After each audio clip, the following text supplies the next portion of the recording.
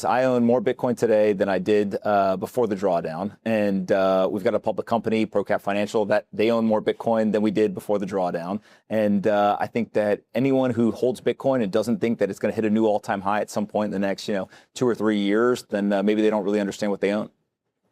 All right. And go down the list of lesser names. I stop at Bitcoin. You do? You don't do I want to Solana know a or separate Ether? question that relates to Bitcoin, which is, do you have any idea who Satoshi is? And I ask because there's been now the report by John Carreyrou saying that it was Alan Back.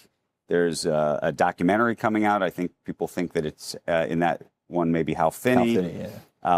Do you think it's one There's person? some other report. There was another name that actually I was unfamiliar with. Where do you land? I actually think it's very important that we don't know who Satoshi is. I understand that people are very excited about trying to figure it out, but if you think about Bitcoin, a huge reason why it is valuable is because it's this neutral, non-sovereign, digital, decentralized asset. So you don't want to answer that? You don't even have a suspicion yourself? You don't care?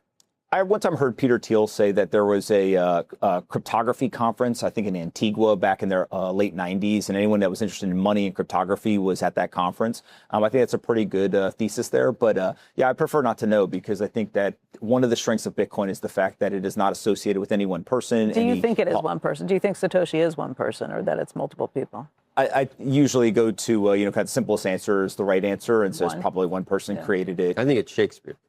Was Shakespeare one person? Well, look, part of this is there's 40 years of R&D that went into creating this, and people always look at Bitcoin and they're like, oh, it's the first digital currency. It's like, how many times did we have these attempts? There was B-money and digital gold, all these different attempts at it, and so finally somebody got all the pieces together and created Bitcoin, which is great, but also they were pretty smart in not revealing their identity. True believers don't think that it was invented. They think Bitcoin was discovered. It was always there. Well, the Bitcoin community would tell you we are all Satoshi. That's what I mean. Yeah, because the framework and the elegance of the software, or whatever you want to call it, it was always there. Someone just had to figure it out.